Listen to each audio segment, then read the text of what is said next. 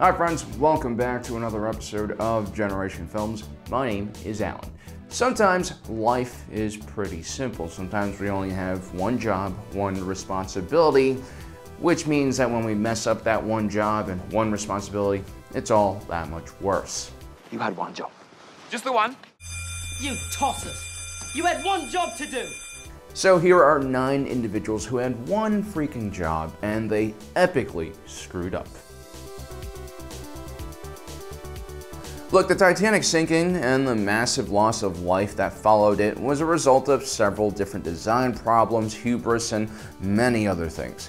But in the movie version, which obviously isn't 100% accurate, the detection of the iceberg that sunk the Titanic was the responsibility of Frederick Fleet and Reginald Lee, the 2 watchouts that were posted in the crow's nest at the time. Because they weren't able to spot the iceberg early enough, the ship wasn't able to reverse engines and turn in time, which caused the iceberg to rip a huge hole in the Titanic, which ultimately led to its sinking. Now, in real life, there are a lot of different factors that contributed to this. There were, for instance, no binoculars in the nest, which would have allowed the lookouts to see much further ahead of the ship. Some say this was due to a last-minute personnel change, and the individual who held the keys to the binocular box, David Blair, had accidentally taken the keys with him when he was rotated off his post on the ship. Others say it was Captain Edward J. Smith's fault for running the Titanic at such high speeds despite warnings about the iceberg fields in the area. One might also blame the White Star Line company, who was responsible for the ship, for pressuring Captain Smith for going that fast. They wanted to break a crossing record for marketing reasons. A lot of people died trying to stop Thanos and his crazy plan to wipe out half of all life in the universe. He was such a great threat that all of the most powerful superhumans on Earth finally came together in an unlikely coalition to stop him. And much was sacrificed. Maximoff destroyed her beloved Vision. T'Challa allows the Avengers to use his beloved Wakanda as ground zero for Thanos' battle. Almost all of the dwarves get killed after giving Thanos his Infinity Gauntlet. Even the trickster Loki is willing to sacrifice himself to stop this evil purple man. All seemed lost as the strongest defenders of Earth fell one by one in front of Thanos. Whether it was Captain America, Doctor Strange, Iron Man, not even the Hulk was strong enough to stop him. But there was one man who could: the Asgardian god Thor.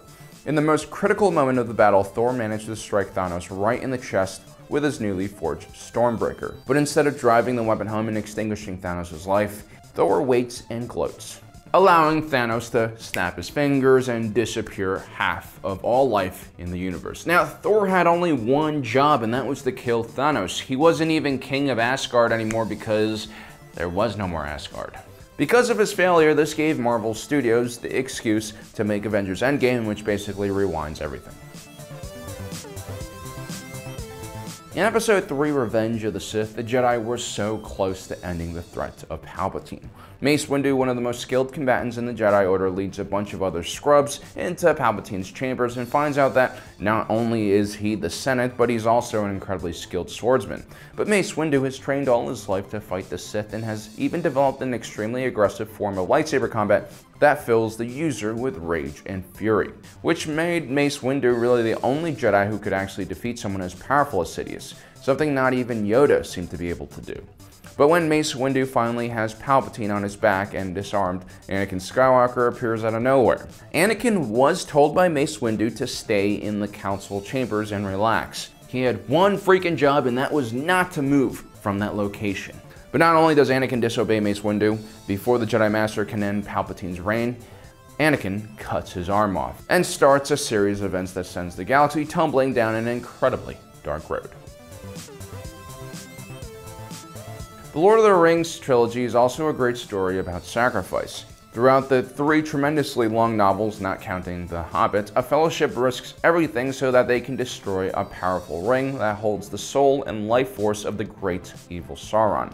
Throughout this great journey through Middle-earth, the members of the Fellowship try to unite all of their allies together against the forces of darkness, all for one purpose: to buy one little hobbit enough time to march straight to the Mordor and throw the Ring of Power into the volcanic depths of Mount Doom, the only forge powerful enough to destroy the One Ring. So many people died in order to make sure that the Hobbit finished this journey.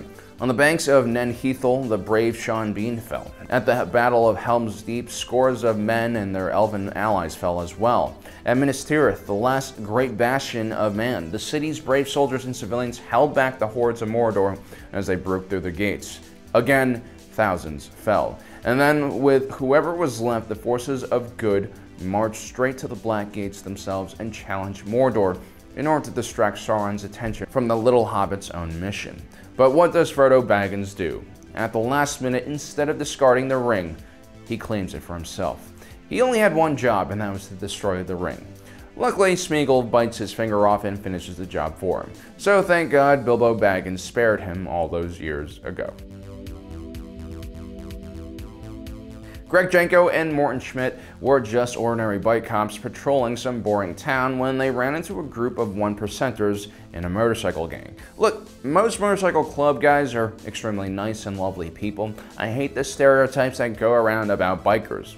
Like the one where people think motorcyclists are always smuggling guns or meth. I mean, that just rarely ever happens. Until it does.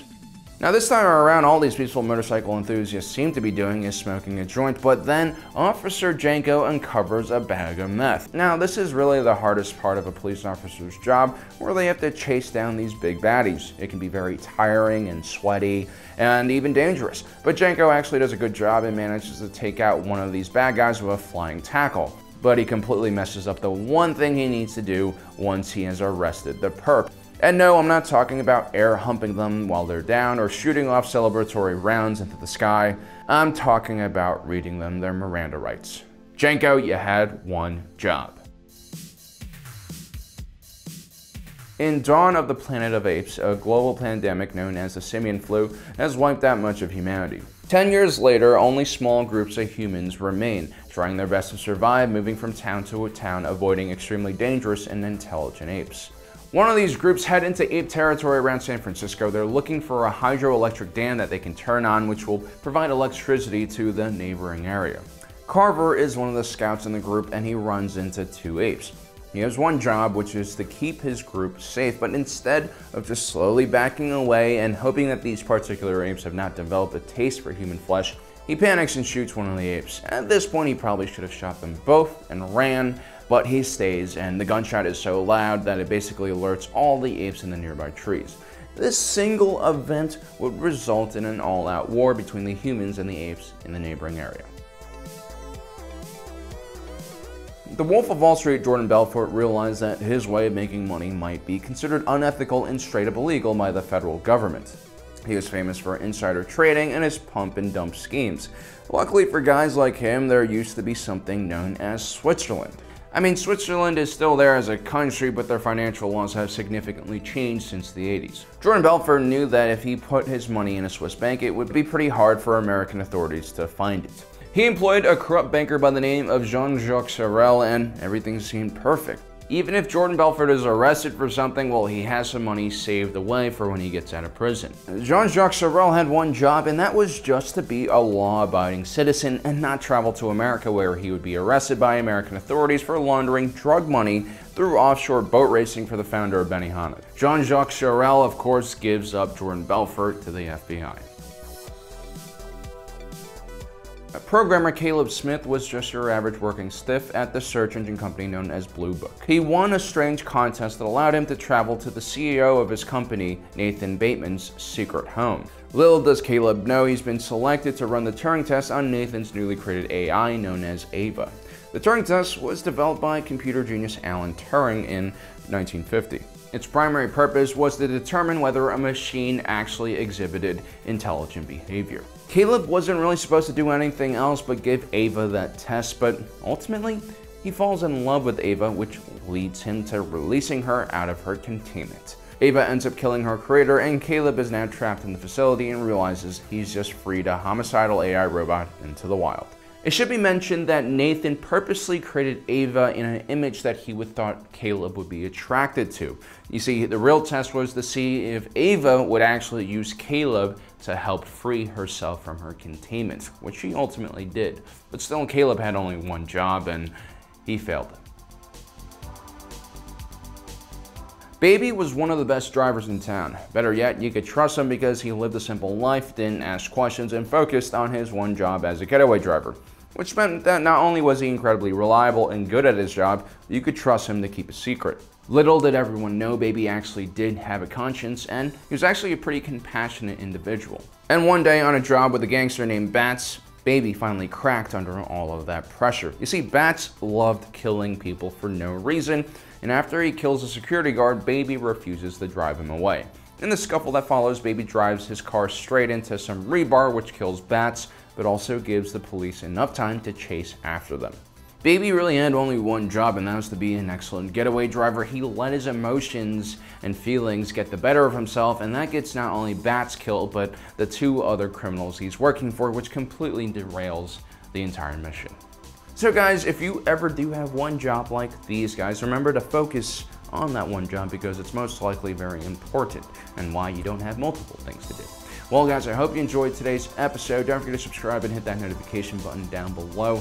And as usual, my name is Alan, reminding you that life is a movie and you are the protagonist.